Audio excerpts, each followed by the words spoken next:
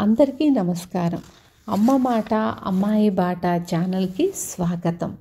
మీ ఉపచేతన మనస్సు యొక్క శక్తి, the power of your subconscious mind.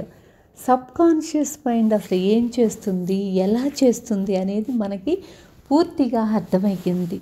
మధ్యలో స్కిప్ చేయకుండా చివరి వరకు వినండి. లైక్ చేసి షేర్ చేయండి. దానివల్ల మరొకళ్ళు వినే అవకాశం కలుగుతుంది. దీన్ని విని అర్థం చేసుకోవడానికి ప్రయత్నించండి. మొదలు పెట్టుకుందామా? మనకు కావలసిన పరిణామాలు పొందటం ఎలా? విఫలానికి ముఖ్య కారణములు నమ్మకం లేకపోవడం మరియు అతిగా శ్రమించటం.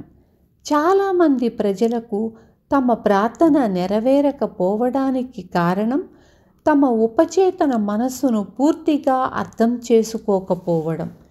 ఎప్పుడైతే మనకి మన మనసు ఎలా పనిచేస్తున్నది అని తెలియనో అప్పుడు మనకి మనలో ఉన్న విశ్వాసం పెరుగుతుంది.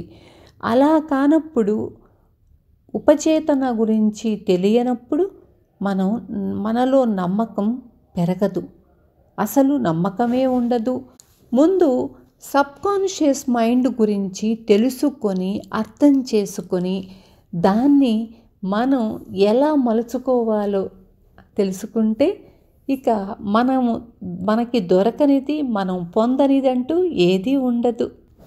మనం ఒక్కటి గమనించవలసింది ఏమిటంటే, ఎప్పుడైతే మన ఉపచేతన మనసు ఒక ఆలోచనను అంగీకరిస్తుందో అది వెంటనే ఆచరణలో పెడుతుంది.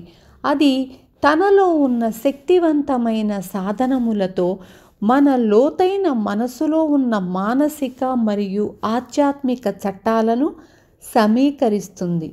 ఇది మంచి మరియు చెడు ఉపాయములకు వర్తిస్తుంది.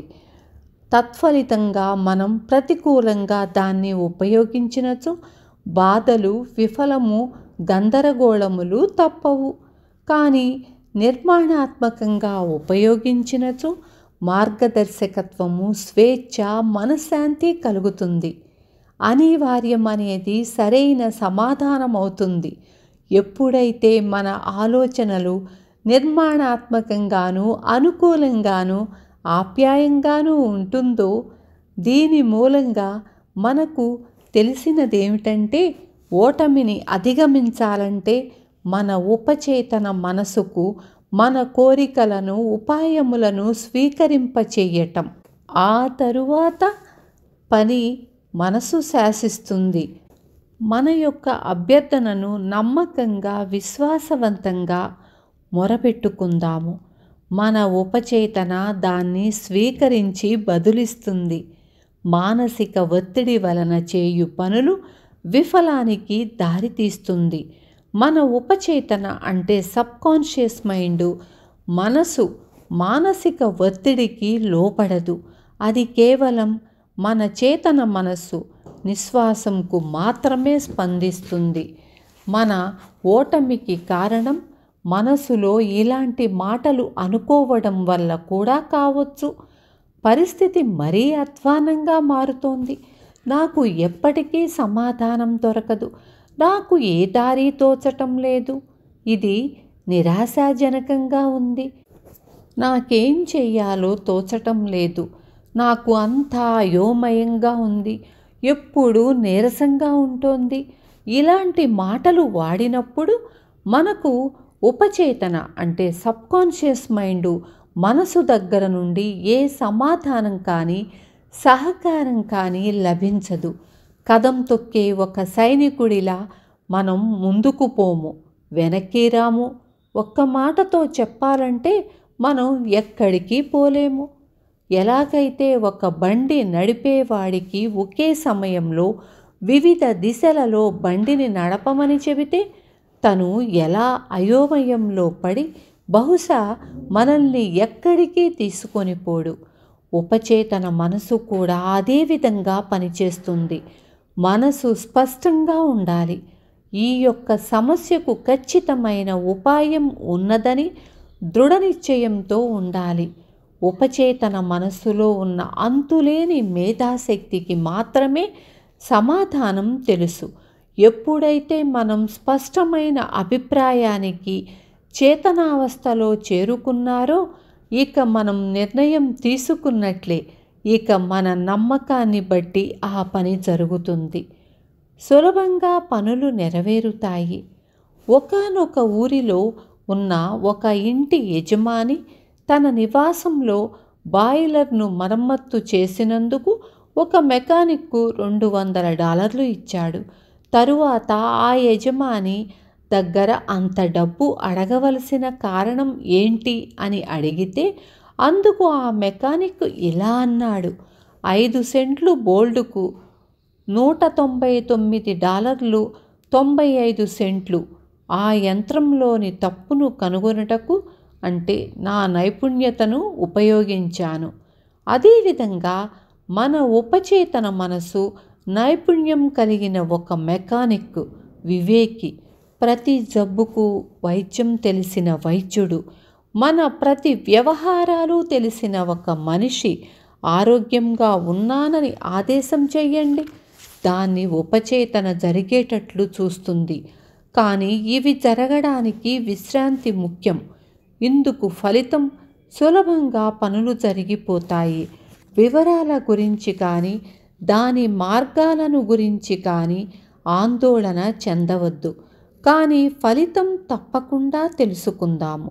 సమస్య మంచి పరిణామాల అనుభూతిని ఆస్వాదిద్దాము. అది ఆరోగ్యం కానివ్వండి, ఉద్యోగం కానివ్వండి, ఆర్థిక విషయము కానివ్వండి. ఒక పెద్ద జబ్బు నుంచి కోలుకుంటే ఎలా ఉంటుందో అంత సంతోషంగా ఉంటుంది. మన యొక్క భావములే ఉపచేతన ప్రదర్శనకు ప్రమాణము. మన కొత్త ఆలోచనలు అనువైన విధంగా పూర్తయినట్లు మనసుకు ఎప్పుడో భవిష్యత్తులో జరగనున్నదని కాకుండా తక్షణమే జరుగుతుంది అని అనిపించాలి. ప్రత్యర్థిని ప్రతిపాదించకు, కల్పనా శక్తి ఉపయోగించు, సంకల్ప శక్తి కాదు. ఉపచేతన మనస్సును ఉపయోగించినప్పుడు మనం ప్రత్యర్థిని ప్రతిపాదించరు, సంకల్ప శక్తిని ఉపయోగించరు. మనం అంతం స్వేచ్ఛ ఊహించుకుంటాము.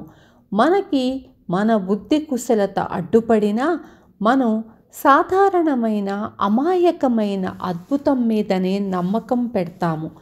మనకి ఏ జబ్బు కానీ సమస్య కానీ లేని సమయం ఊహించుకుందాం. అలాగే మనం కోరుకునే స్వేచ్ఛాస్థితికి మానసిక స్థితి తోడుగా ఊహించుకుందాం. ఈ ప్రక్రియలోని కఠిన మార్గాన్ని తొలగిద్దాము. సరళమైన మార్గమే అన్నింటికన్నా మంచిది.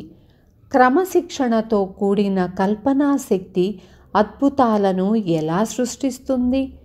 క్రమశిక్షణతో కూడిన శాస్త్రీయమైన ఊహాశక్తి ద్వారా మన ఉపచేతన నుంచి స్పందన పొందటం ఒక అద్భుతమైన మార్గం. మనం ముందే చెప్పుకున్నట్లు ఉపచేతనే శరీరాన్ని నిర్మించే నిర్మాత. అది మన అంగాలకు సంబంధించిన ముఖ్యమైన కార్యాలన్నింటినీ నియంత్రిస్తుంది. గ్రంథాలలో కూడా మనం నమ్మకంతో ప్రార్థన ద్వారా మనం ఏది అడిగినా అది దొరుకుతుంది అని ఉంటుంది.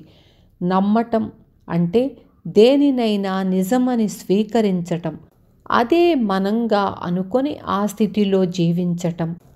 మనం మానసిక స్థితిని కొనసాగిస్తూ ఉంటే మన ప్రార్థనలకు సమాధానం దొరికిన సంతోషాన్ని అనుభవించగలము. కానీ మనం నమ్మకంతో ప్రార్థిస్తాము, వెంటనే జరగకపోతే అది తప్పేమో, వేరే మార్గాన్ని వెతుక్కుంటాము. ఇలా నిలకడలేని ఆలోచనలతో నిలకడలేని జీవితాన్ని సాగిస్తుంటే మనకి మంచి ఎలా జరుగుతుంది? మన ప్రార్థనలు ఎలా నిజమవుతాయి? ముందు మనిషికి కావలసింది నిలకడ, తపన.